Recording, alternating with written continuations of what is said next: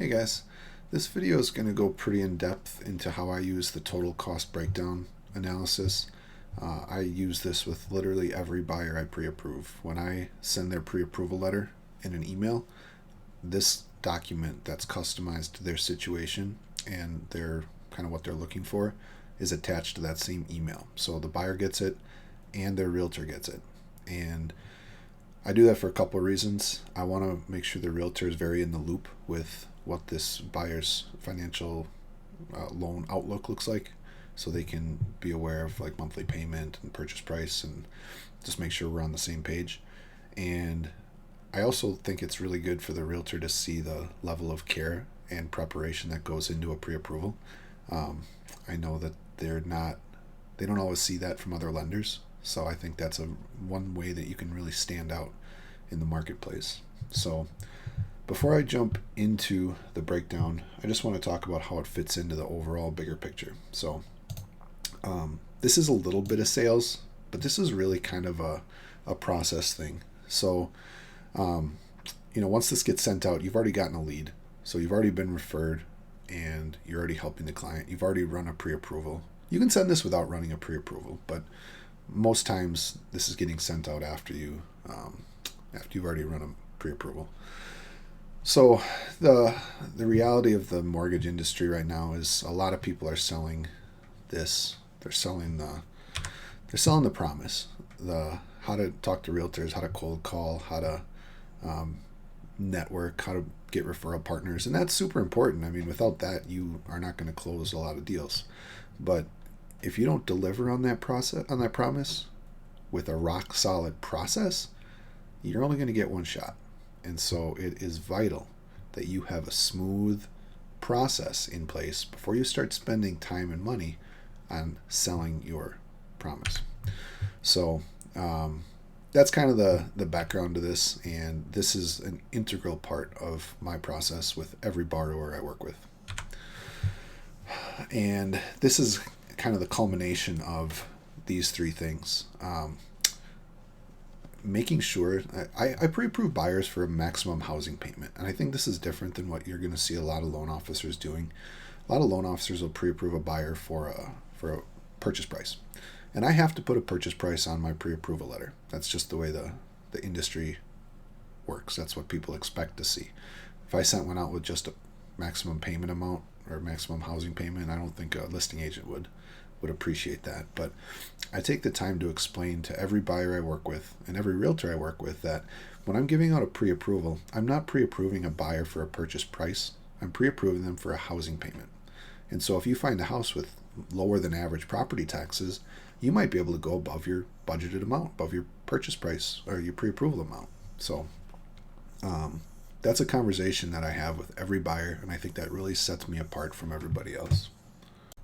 Now, it's super important that when you're calculating this maximum housing payment, that you've got exact qualifying income, you've got exact liabilities, you know exactly what their liabilities are. You're not missing stuff like child support or alimony that's maybe not disclosed on the application.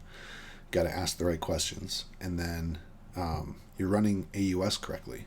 So making sure that you have the right program in there, the right parameters, the right data in your 1003 so that AUS is giving you an accurate approval or not approval. And all that is going to lead back to a payday. And payday for a loan officer is not closing. A payday for a loan officer is when you solidify a referral partner relationship. Because if payday was all about closings, it wouldn't matter how you treated the buyers or the realtors. It wouldn't make a difference. But the goal here is to develop a strong, long-lasting relationship with each of your referral partners. And that's a really important part of why I do this, and I invest this time up front with every buyer I work with. So that being said, let's jump into the total cost breakdown. So the way this is laid out, I'll go through high level how I laid this out and why, and then I'll go through how I use it. So there's 3 different sets of columns, and each of these can break down a different scenario. So let's say someone wants to buy a single family home or a condo. Those are going to be two totally different priced scenarios. So I'm going to use this set of columns is going to be a single family home. This set of columns is going to be a condo. And we'll just set it up that way so that you guys can see the difference. So you've got your term. You can change this if you want. If you want to do a 15-year term, you can. Rate for calculating, whatever. You want to price this out in either Loan Sifter or Optimal Blue, whatever program your company uses for pricing. Price this out so you know what you're quoting, because you want to give exact numbers. And even though this is down here, rates are shown for demonstration purposes only, I want to provide as close to what their actual numbers are going to be, so that when they get a loan estimate, it matches up with this as close as it can. So you got your down payment percentages. Everything recalculates based on what you put into these percentage fields. So if you want to do a 3% down, 5% down, 10% down, you can demonstrate stuff like that. And the PMI structure is super important to quote, run multiple quotes for this. So I'll take sometimes 15 minutes to run different scenarios through PMI Calc and Optimal Blue or Loan Sifter, just to get exact numbers for each of these scenarios that I want to illustrate and show to a prospective buyer.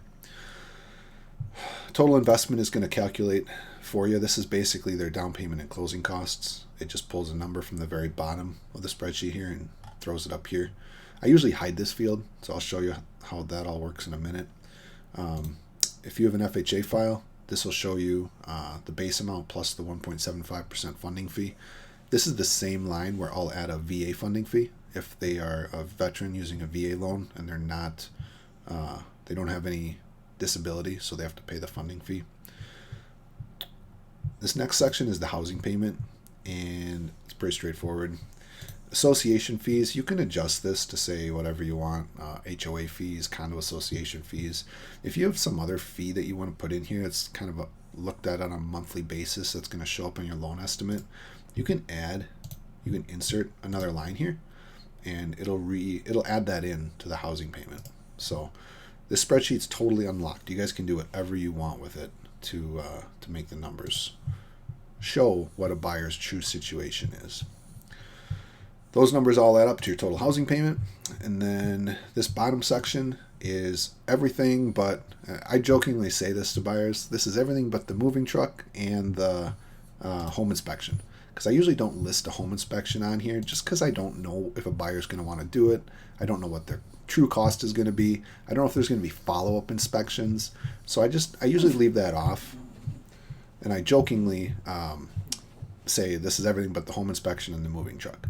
And the way I set this up is, it truly is. The exception is for condos. You don't really know what the condo association fees are going to be. I know what our costs are, but if the condo association charges like a capital contribution fee, you're not going to know that until you get the questionnaire back. So you can guess on it if you want.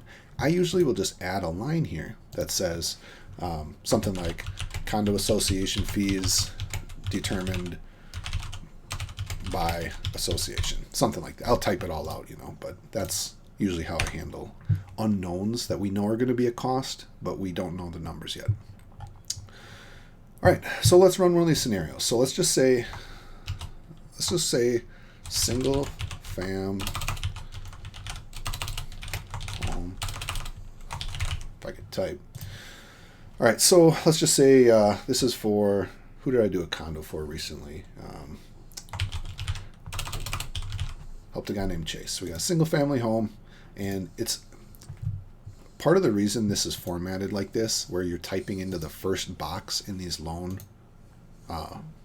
scenario columns, is if you have merged cells in an Excel spreadsheet and a buyer opens it on their phone, and it's an iPhone, there's a glitch where any Excel spreadsheet with merged cells doesn't hide the hidden cells. It shows all the cells. So when you're hiding columns and stuff that you don't want a buyer to see just because they're unnecessary and they clutter up the breakdown, if you have merged cells, if you were to go like this and click merge and center, they're going to see all the hidden cells in this whole spreadsheet, which you don't want. So that's why this formatting might seem a little weird when you're setting it up. There's a reason for it. So we're going to just use these first two columns. We're going to say condo, and then we're just going to grab these and hide. There, now we're getting it cleaned up a little bit. Now we're going to take and let's just say we want to show one sample each.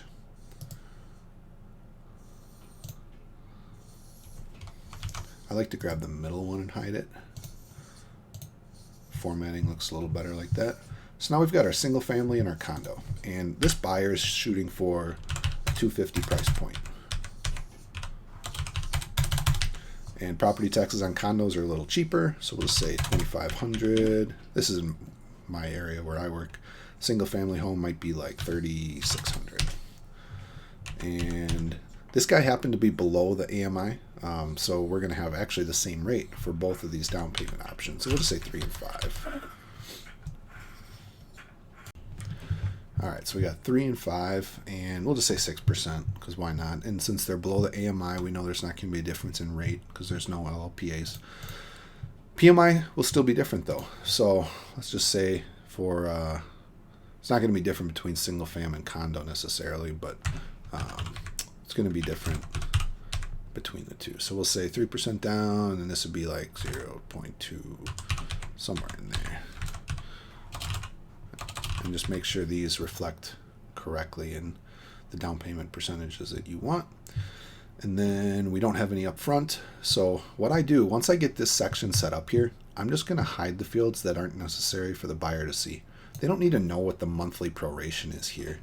They just need to know what the cost is. And this is going to recalculate if you start playing around with purchase price. So I'm just going to hide all of those fields.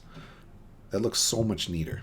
So if you were really anal, you can go, Excel has this thing where it doesn't like the fact that all these formulas don't meet what they think are correct. So they are correct, but if you want to get rid of those little green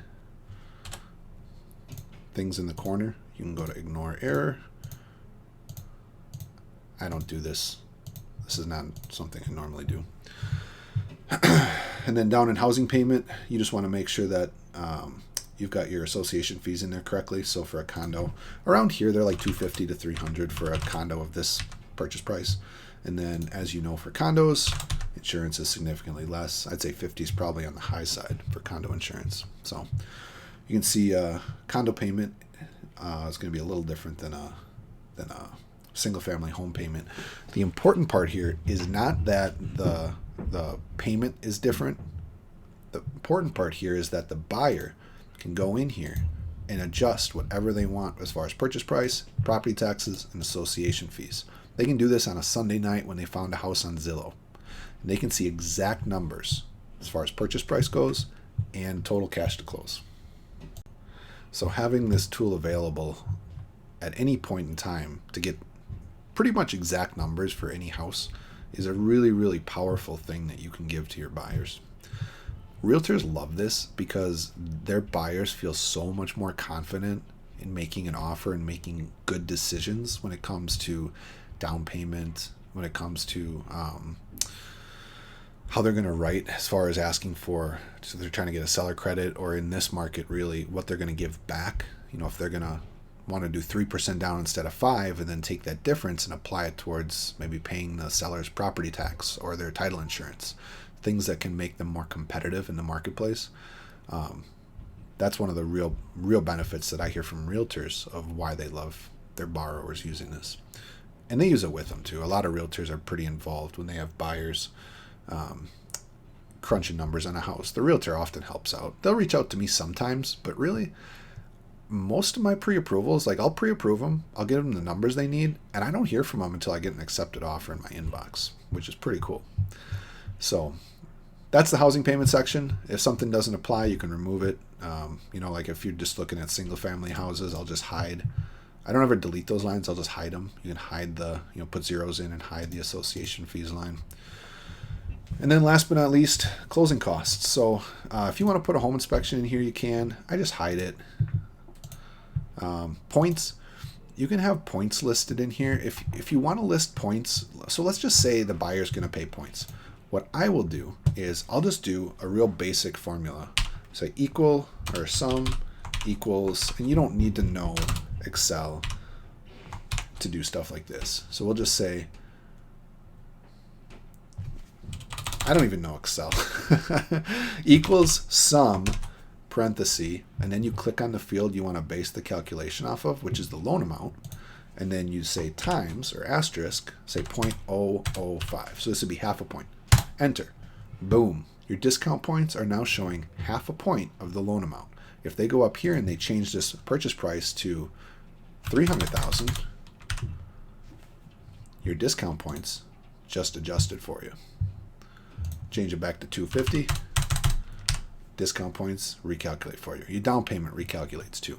So you can program your discount points all across the board like this. So if you, let's say you're at a retail shop, which you shouldn't be, but if you are and you have to sell these trash rates that retail has right now, you can plug in whatever points you got to try to sell with your super low rate to, you know, compare options side by side and be as transparent as you're able to be with your clients. So we'll delete that out of there for now, though. Put a 0 in because we do not have any points in this scenario. I'll leave the line in here, though. Even if there's no points, I leave it in there to show that. And then I have a conversation about it. I always try to get people to talk through this with me. And I'll put in zeros, and I'll say I left it blank because I want you to know that when you see an internet rate, they're probably charging 2 points. And here's how that works, and I'll explain it to them. So you can get ahead of that. If you think you're going to be shopped, you can have that conversation proactively, and that's going to help build a ton of trust with your buyers. Buyer agency fee, a lot of brokerages will charge something. You could, or sometimes realtors will put that in their buyer agency agreement. So you can rename these fields too. If you call it something like a broker admin fee is another one I see. You could change this to say broker admin fee because that's how it's going to be disclosed on the LE. So the goal with this, I try to get this as close to what the LE is going to say as I can. So we're going to hide this. We're going to hide upfront PMI. Estimated homeowners insurance calculates based on what you put in for a monthly payment in the housing payment section. So if you change this to 100, you can see down here the estimated first year premium for homeowners insurance and the escrow cushion recalculates for you. Credit report, if you have to charge a credit report fee, I don't, so I just get rid of that. All these various lender fees, you can set this template up the way that you're going to use it for every file you have. So we charge $14.95 as a lender fee, and that's our only cost. As far as lender fees go, that's our only cost. We charge $3.95 for a condo review fee, and we charge $2.50 for a condo questionnaire. So I just say $6.50, and then I put a note in here. Doesn't include association fees. Those are determined by the condo association.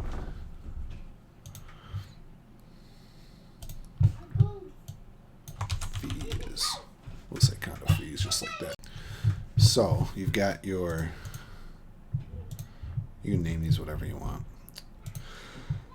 Wisconsin, I do mostly Wisconsin loans. Wisconsin charges $60 for the mortgage and the deed to be recorded. The appraisal, you can change that amount. If it's FHA, I put the reinspection fee right in here. So let's just say this is FHA. I'll do this. I'll say $750, and I'll just say FHA appraisal is $600, $150 inspection fee only applies if there are FHA required repairs. And I'll just type it right in there, and that's the copy that the buyers get then, with all those notes in there. So, because a lot of times people they'll look at this and be like, why the difference? All these add up automatically and show up on the total closing costs line. And then I built in these subtraction lines, a lender credit and a seller concession. So if you want to use, you could do the same with a gift. So they're getting a gift from mom.